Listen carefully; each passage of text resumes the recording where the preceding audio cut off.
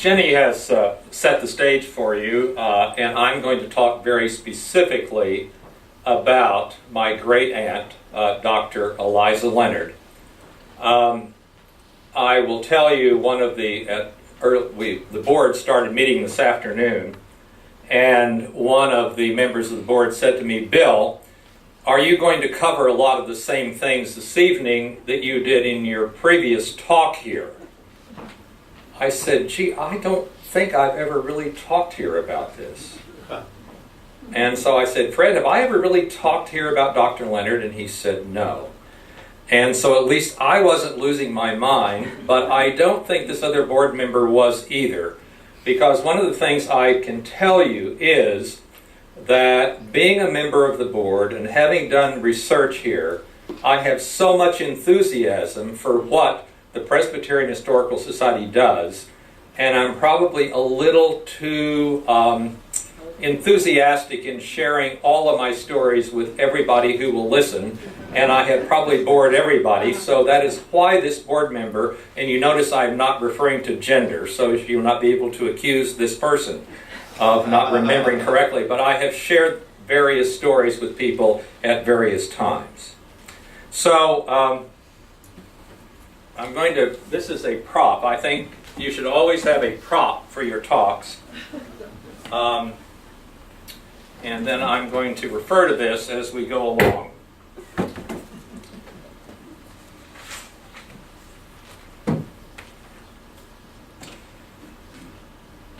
On the floor, right below where we are the archives of the Presbyterian Historical Society.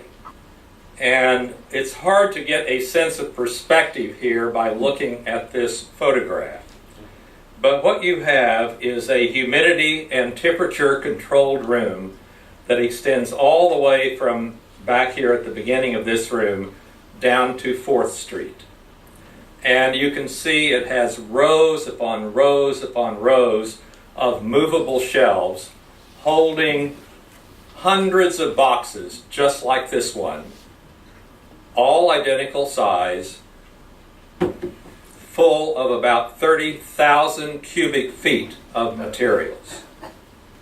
And at first glance, it looks very boring because every box looks just exactly the same. Now, this is Dr. Eliza Leonard, my great aunt. She was the sister of my grandfather. And in this portrait, she looks like many other ladies of her era. Very properly dressed, Victorian, very elaborate dresses, high-necked collars. And you might expect her just to be the normal Edwardian lady living a life like most other women of her era. But however, as all of these boxes look identical, they all contain very individual stories about very individual, unique people. And I think the story that I hope to share with you tonight about Dr. Leonard will demonstrate that appearances can be really deceiving, and that she led a life that was radically different than most of the other women of her era. And I think it's especially appropriate that we're talking about this subject tonight because March, the month that we're currently in, March is Women's History Month in the United States. When I traveled to the Far East 11 years ago with the Philadelphia Orchestra, I knew I would be spending several days in Beijing in China. And I thought it would be interesting to find the grave of Eliza Leonard. And at that time, I really did not know that much about her. I did know that she was a physician, that she was a medical missionary, and that she died and was buried in Beijing in China. So my initial thrust was to find the location of her grave so that I could find it and visit it when I was in Beijing. However, those of you who have done investigations or done research know that you do not always find what you set out to look for. And so I did not find in any of my research the location of her grave in Beijing. But I did discover that she had a very unusual story. And I was prompted to find answers to a lot more questions than just the location of her grave. I wanted to know, why would a young girl born soon after the end of the Civil War, raised in rural Iowa, aspire to be a physician? What personal qualities did this girl possess that enabled her to ascend to a leadership role and blaze a new trail in the practice and the teaching of Western medicine in China? And finally, just what were the influences upon her life that inspired her to become a medical missionary, a doctor, leave home and family, and travel to a faraway land that was far different from anything she had ever known? So tonight, what I hope to share with you in the time we have together are the answers that I did find to these questions. And almost all of my research, much of my research about Dr. Leonard occurred right here in this Presbyterian Historical Society, which acquainted me for the first time with this great institution. And of course, I also was able to take advantage of a lot of the records and family papers that we had, that my parents had, and a number of those papers and photographs and so forth that I will not be sharing with you in my talk are about on the reference desk there in the display. And finally, of course, there were many stories that my family had handed down from generation to generation, and ultimately to me, that I really began to make sense of. And I will say, yes, at this point, I did find her grave. However, that result was not the result of any research, but like so many investigations, was entirely serendipitous and unexpected. Now, I do want to acknowledge the help that I have received from all of the people here on the staff, the archivists, the people who have done the research, but especially Samantha Piccolo and Kate Fox, who've done so much to help me put this talk together. Now, let me tell you and share with you some of what I found about the highlights of Dr. Leonard's life. After her graduation from the Presbyterian-related Parsons College in Fairfield, Iowa, she taught school for 3 years. Then she began her medical education at the University of Michigan and received her Doctor of Medicine degree in 1895 from that school. Jenny raised the question that many medical schools were not really accepting women, and what my research found is that in this period, say in the 1870s and 1880s, many universities had spent a lot of money expanding their medical schools. And if you recall your history, there were a number of financial reverses in that period. And in order to help pay for the money they had spent, they had to accept anybody, including women. This is a photograph of Dr. Leonard at the time of her graduation from the University of Michigan School of Medicine. She also did postgraduate work in New York and in Chicago. After her application to serve in the foreign mission field was accepted, she was assigned by the Board of Foreign Missions of the Presbyterian Church to serve in Peking, in the church's North China mission. And she departed that fall for China. She departed in October.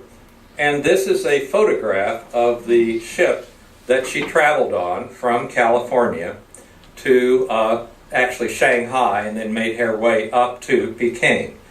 I might add that all of the photographs that almost all of the photographs I'll be using tonight are photographs that were either taken by Dr. Leonard or sent by her home to her family, including this one. For more than 5 years after she arrived in Peking, she was the only woman physician in the Presbyterian hospital there. And now the Peking of her day was really, as Jenny mentioned, a medieval city that was reluctantly being forced into the modern era. And here are a few photographs that Dr. Leonard had sent back to her family of just everyday life in the city of Peking while she was there. You will notice, if you can tell from the back, these are camels. Camels were a mode of transportation used to bring goods into Peking from the hinterlands of China. They did have street vendors, just like we have here in Philadelphia, but they looked a little different.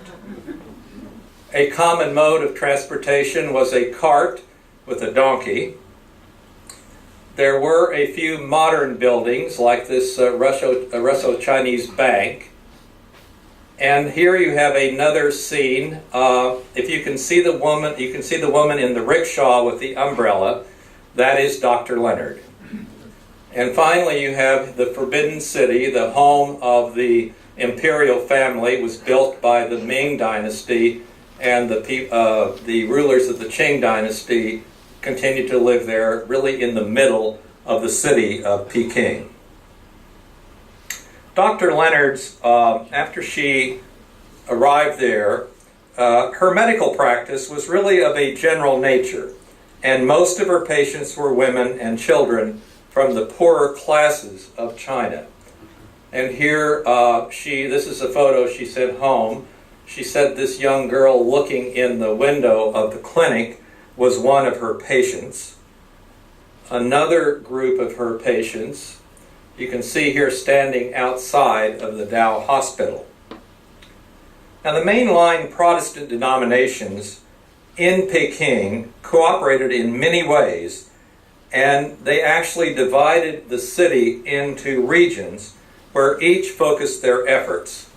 And you can see that you have the Presbyterian mission up here at the top, the London mission here, and all the way down you have the Methodist mission, another Methodist mission near, and this will become important later, but the Presbyterian mission at the top of the screen and the Methodist mission at the bottom. And within the Presbyterian mission were the hospital and the housing for the mission staff. And this is a photograph that Dr. Leonard sent home. This she called the ladies' home. This is where the women of the mission, the other female physicians and nurses lived. Now, although the Presbyterian mission was first established in Peking in 1863, the medical care for women and children through the mission really did not commence until 1888, when a small dispensary and hospital was opened. And Dr. Leonard assumed responsibility for that hospital upon her arrival in 1895 and continued that responsibility until the hospital's destruction during the Boxer Rebellion in 1900. Here you have a photograph of Dr. Leonard with other members of Chinese members of the staff in the dispensary. In 1902, a much larger hospital was built. This is after the destruction in the Boxer Rebellion. And this much larger hospital was known as the Dao Hospital. It was named after a woman who was a very large supporter of the Presbyterian mission in Peking. A 1921 report described the work of the hospital as follows. Dao Hospital is one of two under missionary auspices in Peking that ministers to the teeming thousands of women and children in one of the world's most ancient capitals. Through its doors flow a ceaseless number of sufferers from every stratum of society. Beggar waifs off the street, the families of poor working men, of merchants, of students, of professional men, up to the old imperial family itself. In 1908, the North China Union Medical College for Women was founded, and even though it was operated by the Presbyterians, it was also, the Methodists also cooperated with this, and so it was located on the grounds of the Methodist mission all the way in another part of the city from the Presbyterian mission.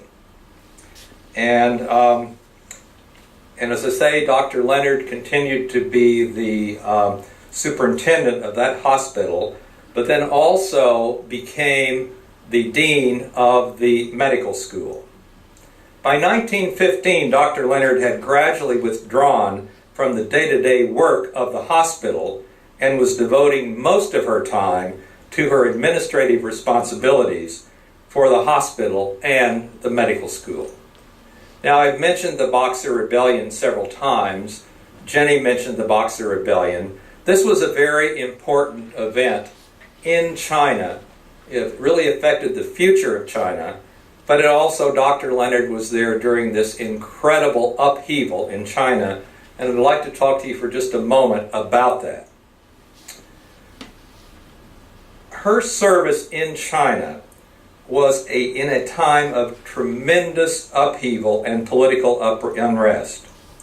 And I'm not professing to be a professional historian, but I really want to give you a little historical context about the circumstances under which she worked. As described by Jenny, China had been forced earlier in the 19th century to concede increasing levels of power to the Western colonial nations. By the late 1890s, anti-foreign sentiment and unrest was growing among the Chinese people and the Chinese government.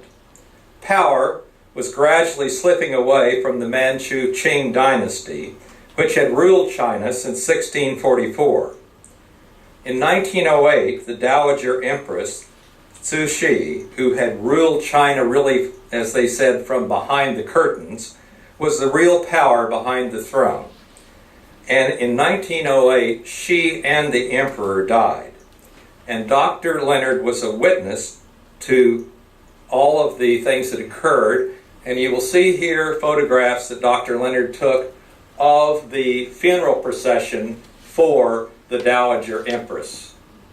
I loved her comment. She wrote in the back of this picture, she said, "These are not real horses, of course. These are horses that are meant for burning."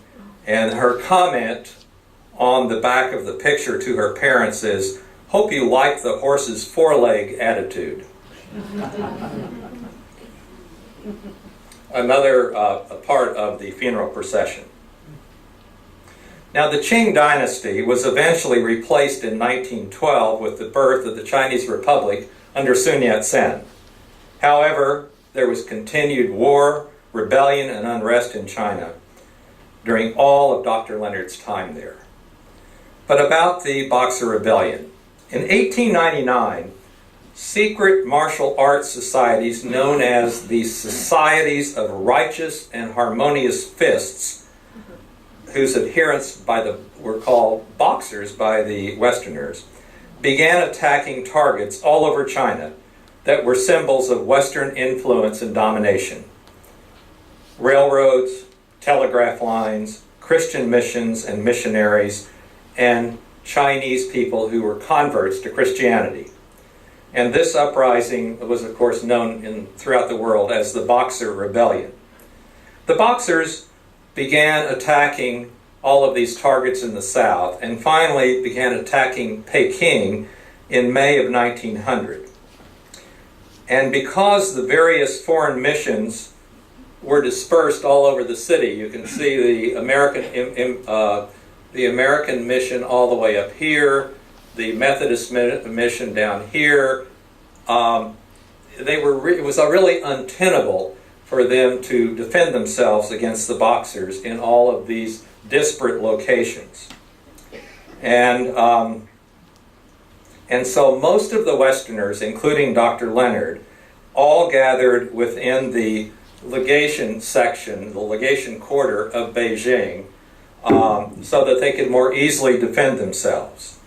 In fact, here you have a photo of a building in the British legation that was obviously built to defend itself against the onslaught by the Boxers. Another photo of the tremendous upheaval and disruption that the Westerners were dealing with in the legation section.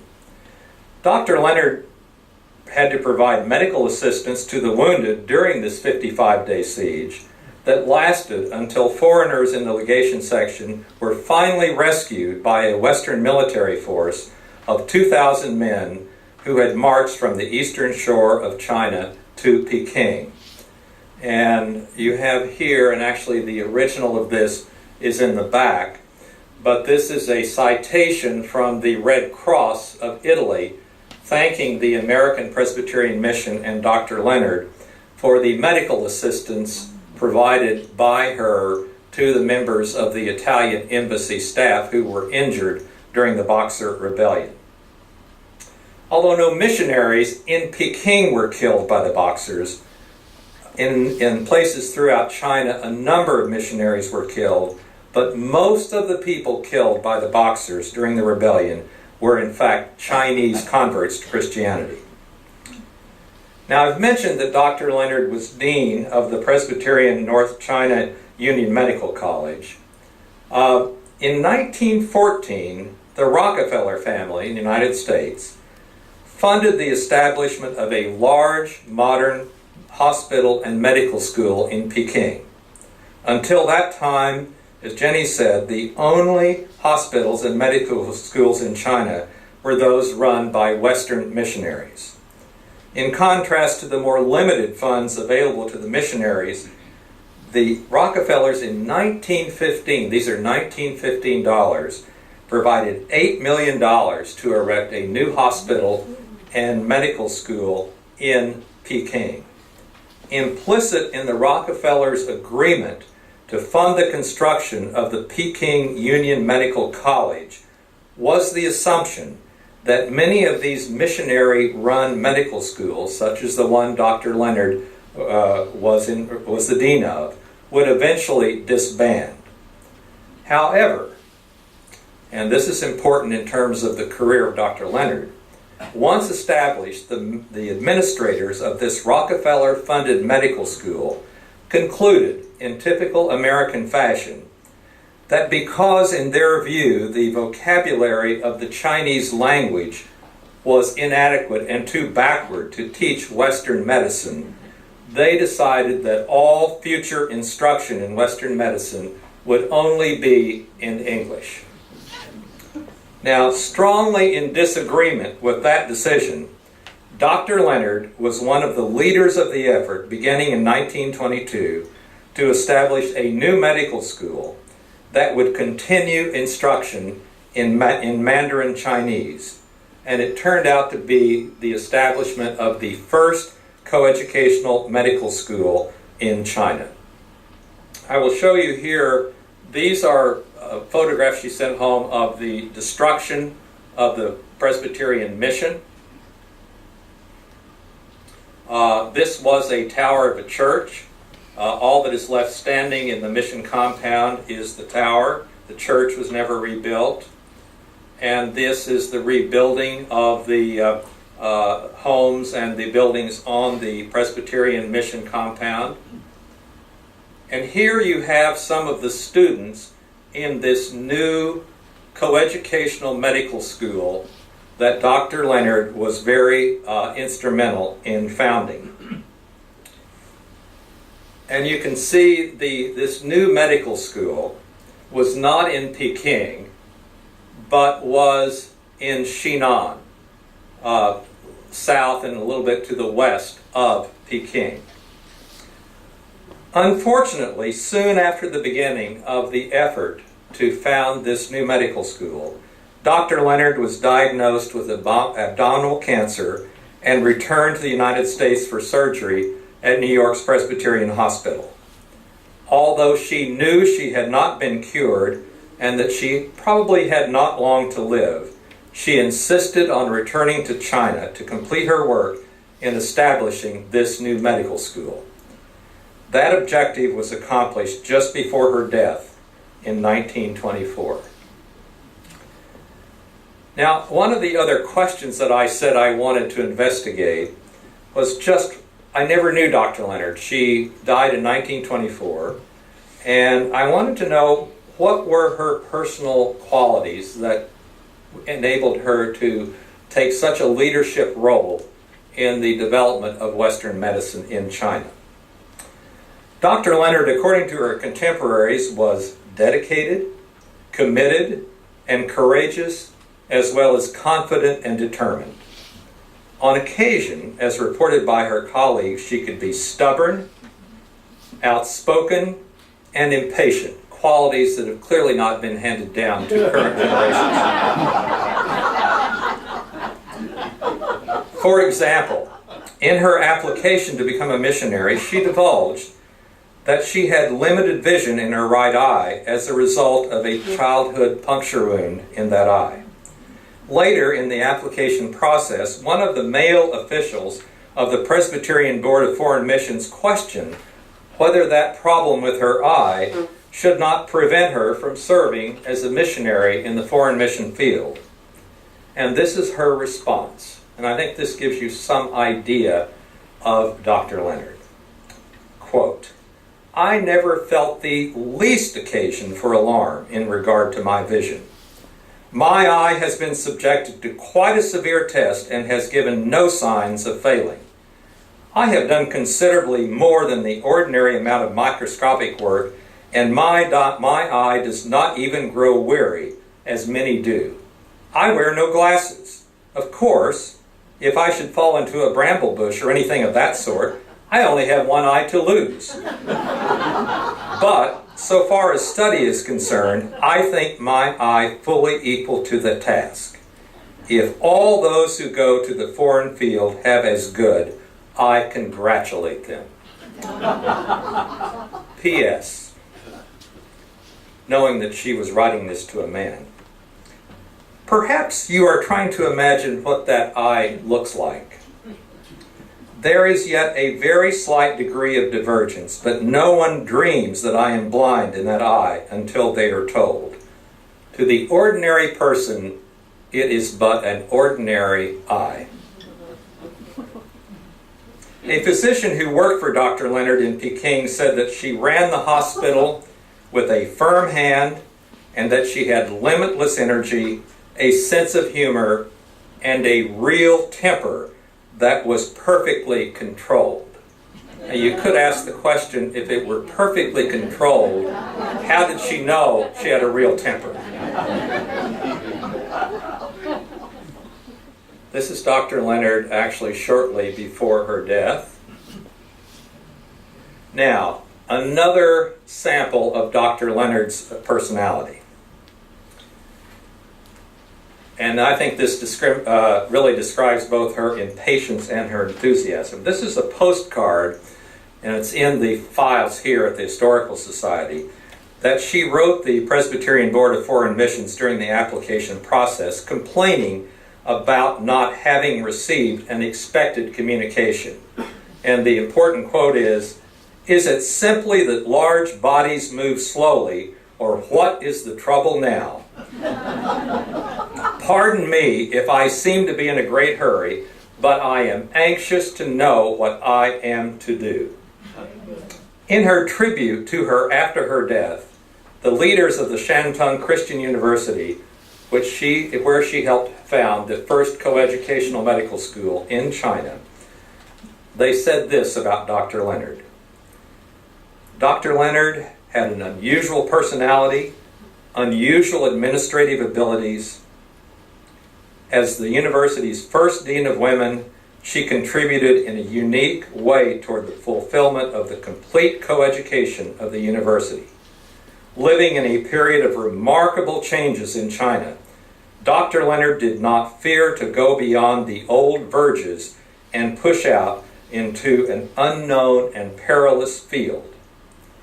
It is a fit symbol of her whole life, of one who, with uncommon modesty and great faith, understood that each generation has to meet its own conditions and make its own contribution to the world. That is the best that one generation has to give to the next. Now, the other question that I wanted to find an answer to is, what were the influences in her life? And what would cause her to do the things she did that were so different from what most women of her era aspired to. And my investigation revealed that probably the most important influence in her life was her family. This is Dr. Leonard's family. I've said to several people, if you had to go to Central Casting to get a photograph of a traditional Calvinist 19th century family, this would be it. And you don't see any smiles in this picture, do you? Dr. Leonard, as I said, was born in 1866, and she was the oldest daughter, here she is here, of William Patterson Leonard, my great-grandfather, her father, and Catherine Barr Leonard, her great-grandmother. Jenny and I have talked. You notice her name's Jenny Barr. We have not yet found whether we are or are not related. But I have been so impressed with Jenny that I would claim her as a first cousin anytime. And my grandfather is this young boy right here. Her parents were the latest generation of many earlier generations of committed Calvinists and Presbyterians. Eliza would have known of the several characteristics shared by these many generations of the Leonard family that preceded her, and the Barr family too, I might add. A strong commitment to their Reformed Christian faith, a commitment that was so strong that they were willing to leave comforts of home and familiarity with their own land to venture to new and unknown places to really live out these convictions. And finally, a very strong commitment to higher education. So the decisions made by Eliza Leonard were in many respects logical and foreseeable extensions of the decisions made by her forebears. Eliza, just like those family members who preceded her, had a strong commitment to the Reformed Christian faith. For example, Eliza would have known that her Leonard ancestors were Calvinist English separatists who were being persecuted in England for their Christian beliefs and left for Holland in the latter part of the 16th century, and were among those who left Holland in the 1620s on dangerous voyages across the Atlantic, where they settled the Plymouth colony in Massachusetts. Her great-grandfather was a Presbyterian pioneer minister in Ohio Territory, and her uncle, her grandfather's brother, was one of the earliest Presbyterian ministers in Iowa Territory. Her mother's ancestors, the Barrs and the Nelsons, settled first in Pennsylvania and then moved to Ohio Territory at the conclusion of the Revolutionary War, where they were among the first founders of the First Presbyterian Church in Columbus. Eliza would have also known of the successive generations preceding her that they were always willing to pick up and leave, not only to serve God and church, but also to seek better opportunities for themselves and their children. After 120 years in the Plymouth area, the Leonards moved to New Jersey, and soon after the conclusion of the French and Indian War moved west of the Alleghenies to Pennsylvania, and then to Ohio Territory in 1826, and finally to Iowa Territory in 1843. Catherine Barr Leonard, Eliza's mother, was a very strong woman who had a powerful influence on her children. In a 1914 Mother's Day sermon, my grandfather, by the way, was a Presbyterian minister, an 1890 graduate of McCormick, who also served in the mission field, but that's another story. He was a home missionary to Indian Territory, which is now Oklahoma. But here's what he said about his mother. She was a person of inexhaustible patience and, quote, his best gift from God, other than the saving grace of Jesus Christ. He described her as being devoted to her home and children, and this is the quote that I really like the best. He said that, quote, her ambition for her children was to prepare them for a life of service in the world by equipping them with an education for both the heart and the head. In the application that Dr. Leonard made for her to serve in the foreign mission field, she described her mother as one of the foremost workers in her local church's Women's Missionary Society. She said that the idea of becoming a missionary had been, quote, instilled in her from babyhood. Dr. Leonard said that in the application that's on file here in the Historical Society, that she had studied medicine because she, quote, thought it would enable her to do more and better work for Christ in the foreign mission field.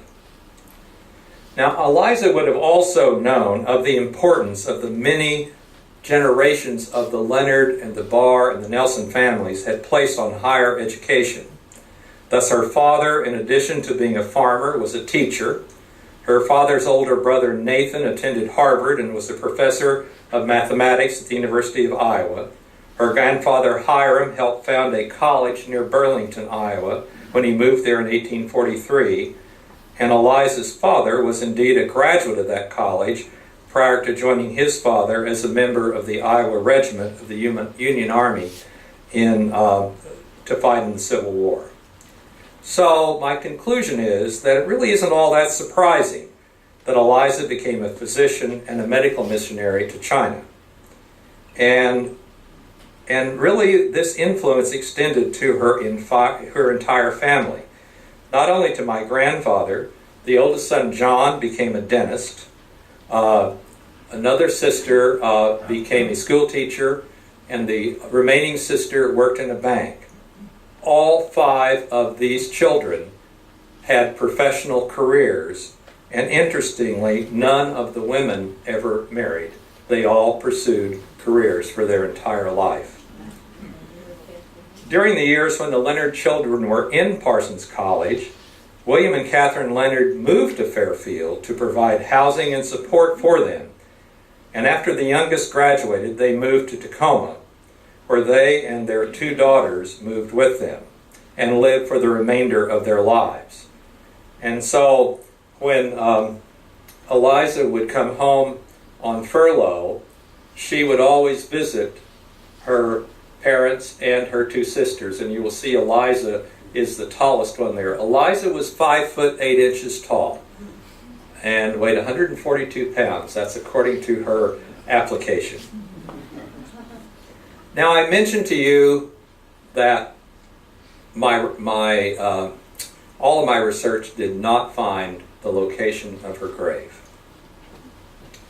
And so even at the time that I departed for the Far East with the Philadelphia Orchestra, I had concluded that all traces of her service in Peking had vanished with the Communist Revolution.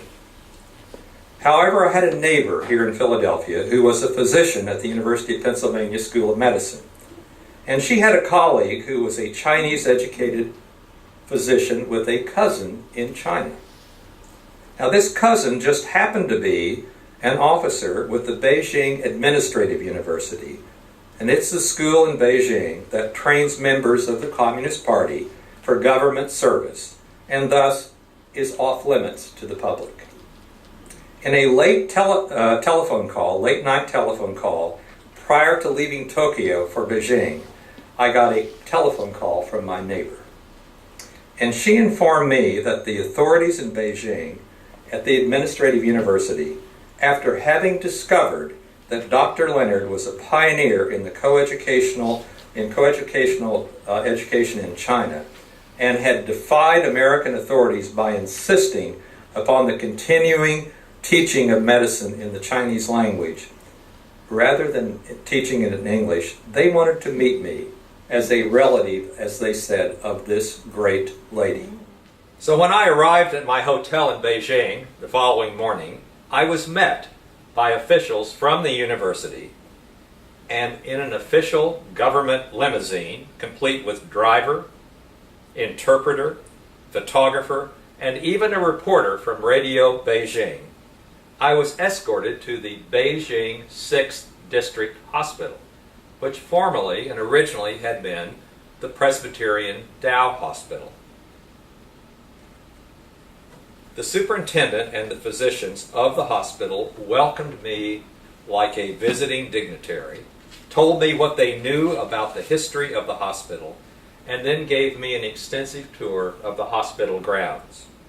And here you will see a photograph of me with those staff of physicians at what formerly had been the Presbyterian Hospital. Upon my departure from the hospital staff presented me with an elaborate gift, and I later mailed to them a framed portrait of Dr. Leonard for their hospital conference room.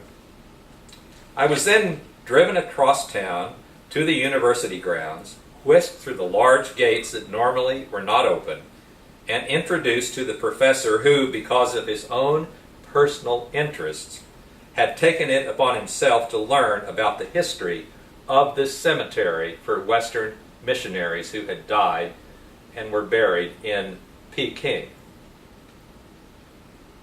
He knew about the history of the cemetery, and he also knew about all of the individual missionaries, including Dr. Leonard, who were buried there.